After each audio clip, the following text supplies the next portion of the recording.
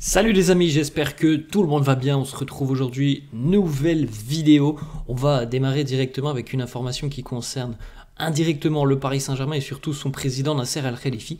Alors vous connaissez tous la situation actuelle du côté des Girondins de Bordeaux qui ont été rétrogradés pour le moment en National 1, mais ça sent vraiment pas bon pour Bordeaux et il y a vraiment de grandes chances que les Girondins aillent même un petit peu plus bas que le national.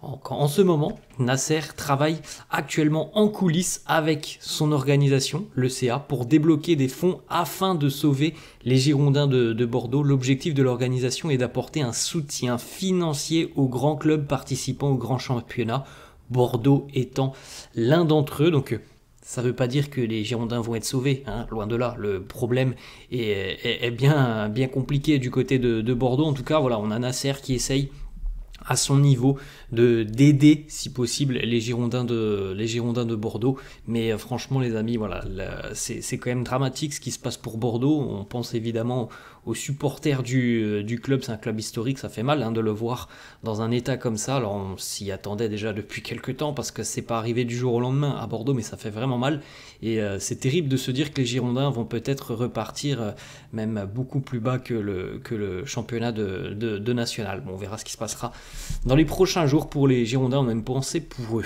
On poursuit avec une petite information sur l'équipe de France U19 et notamment le Titi parisien Seny Mayulu qui a délivré une passe décisive hier avec les Bleuets lors de la demi-finale de l'Euro U19 face à l'Ukraine. Il fait un super Euro U19 hein, d'ailleurs, Seny Mayulu, et à noter que l'équipe de France est qualifiée pour la finale de l'Euro U19 et affrontera l'Espagne. Ça sera dimanche. On poursuit les amis, on a 2-3 petites photos de la séance d'entraînement du côté du campus PSG hier. Bon, toujours un groupe très restreint pour Luis Enrique, il y a beaucoup d'internationaux qui sont en vacances. Nouvelle journée, nouvelle séance de travail hier, vous voyez Luis Enrique autour de ses hommes, de sa troupe.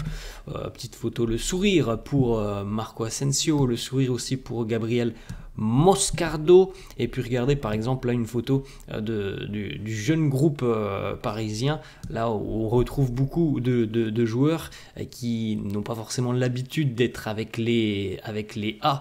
C'est dire si à l'heure actuelle, pour le moment, cette préparation du Paris Saint-Germain, elle est loin d'être optimale parce qu'il manque quand même énormément de monde.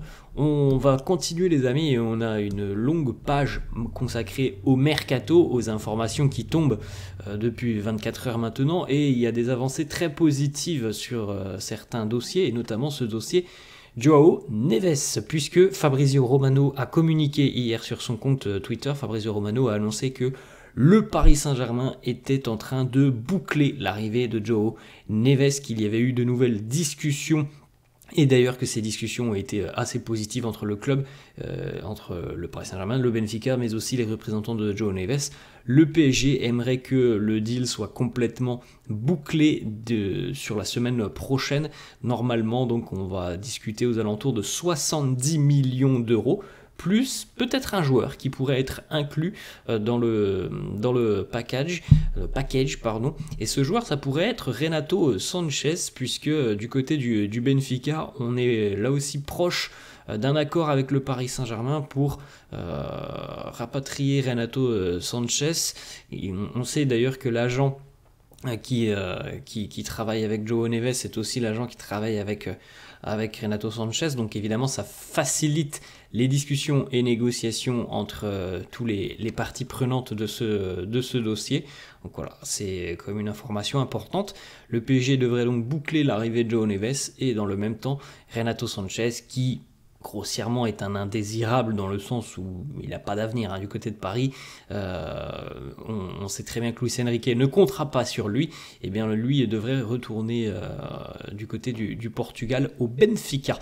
On poursuit avec une autre information, on en avait parlé un tout petit peu hier. Ça a été une des cibles du PSG depuis le début du mercato, voire même un petit peu avant. Alors ça a été une cible, mais le PSG n'a jamais transmis d'offre formelle à la Juventus Turin. On parle du défenseur Dean Huijsen, dont on a parlé déjà un petit peu hier. La piste, elle est bouclée dans le sens où c'est terminé. Il ne viendra pas au Paris Saint-Germain puisque c'est le club anglais de Bournemouth qui est tombé d'accord avec la Juventus. Bournemouth qui a donc visiblement matché avec les exigences de la Juventus. On parle d'un transfert aux alentours de 18 millions d'euros plus des bonus à la revente. Donc la Juventus a quand même réussi à inclure pas mal de choses assez intéressantes pour les saisons à venir.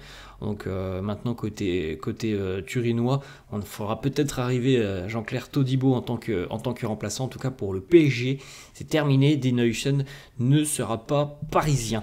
Autre information de Fabrizio Romano. Alors hier, le quotidien allemand Bild, qui normalement est quand même un quotidien plutôt sérieux, avait annoncé que Désiré Doué avait pris sa décision et qu'il optait pour le Bayern Munich. Très rapidement, Fabrizio Romano a réagi sur ses réseaux sociaux en annonçant que Désiré Doué n'avait pris absolument aucune décision à l'heure actuelle, que la décision elle allait intervenir évidemment d'ici à quelques heures ou quelques jours, on ne sait pas, mais que en aucun cas pour le moment le Bayern serait devant le Paris Saint-Germain. C'est toujours une bataille et une lutte à distance entre le PSG et le Bayern, mais il n'y a pas eu de décision qui a été prise. On enchaîne avec une autre information. Là cette fois-ci on va switcher avec les informations de Fabrizio Romano. On a d'autres informations, notamment le journaliste anglais Duncan Castle qui nous annonce qu'Arsenal se montre intéressé par Fabian Ruiz. Le joueur n'est pas un titulaire indiscutable du côté du Paris Saint-Germain depuis son arrivée, et surtout quand on voit l'Euro réalisé par Fabian Ruiz avec la sélection espagnole, on a du mal à voir le joueur que l'on connaît du côté du Paris Saint-Germain, un joueur un peu effacé du côté de Paris qui prend très peu d'initiative. C'est pas du tout le joueur que l'on a vu lors de l'Euro. On a vu un joueur dominant, très à l'aise, qui prend ses responsabilités, qui tente sa chance, qui rayonne au milieu de terrain. Bref, c'est pas du tout le même joueur du côté du Paris Saint-Germain, donc il est évident que le PSG pourrait être ouvert à un départ de Fabian Ruiz. Du côté des Gunners, on essaye de discuter avec le Paris Saint-Germain à l'heure actuelle d'un prêt d'une saison avec une option d'achat qui pourrait être incluse. On poursuit avec une autre information qui nous vient aussi d'Angleterre, le quotidien The Athletic qui nous annonce une information sur Julian Alvarez. On sait que le PSG est toujours attentif à la situation de Julian Alvarez. Le PSG est présent sur le dossier Osimhen, mais pas que. Osimhen, on a vu déjà depuis quelques jours maintenant que c'est un petit peu en stand-by parce que les discussions... Mais c'était prévu, les discussions et négociations avec le Napoli sont très très très compliquées.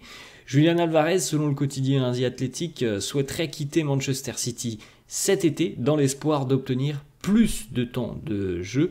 City demande 60 millions plus 20 millions de bonus pour lâcher l'attaquant argentin. Donc si on regarde l'info brute comme ça, c'est un prix évidemment qui peut paraître raisonnable et donc un prix qui pourrait matcher avec beaucoup de clubs, dont notamment le Paris Saint-Germain.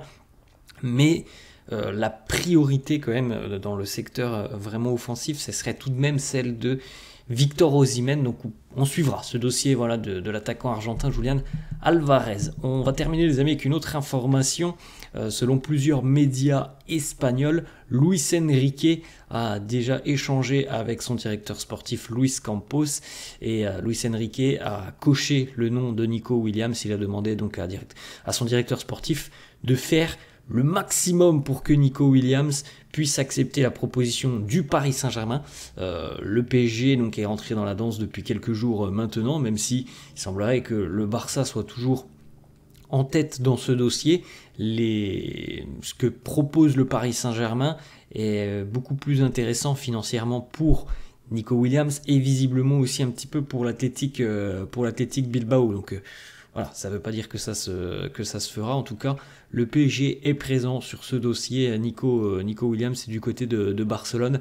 On est déjà un petit peu résigné dans le sens où on sait très bien que financièrement, on ne peut pas rivaliser avec le PSG, malgré les déclarations du président Laporta depuis 24 heures qui nous dit on est revenu quasiment à la normale, on peut faire beaucoup de choses maintenant financièrement. C'est pas tout à fait le cas du côté de Barcelone. Donc voilà, ils sont résignés sur le plan financier, mais voilà, c'est un dossier qui est très ouvert, Nico Williams, à l'heure actuelle. On ne sait pas trop où il jouera dans quelques semaines.